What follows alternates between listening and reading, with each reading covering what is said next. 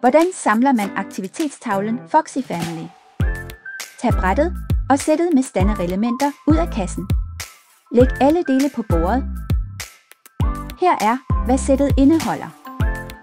Til samlingen skal du bruge en skruemaskine. Smid ikke kassen ud. Den kan bruges som ekstra legetøj. Den egner sig perfekt til at farvelægge og klippe i. Læg brættet på bordet med bagsiden opad.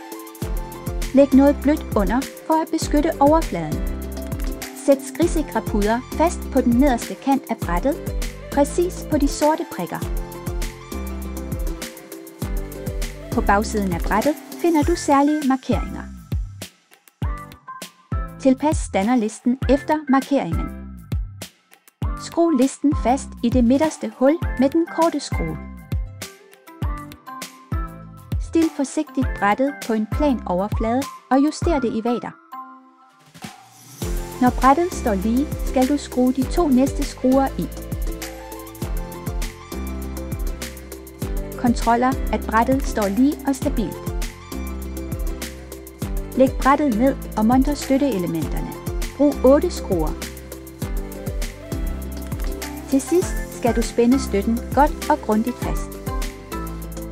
Stil brættet op og kontroller, at standeren ikke glider på gulvet. Din aktivitetstavlen er færdig. God fornøjelse!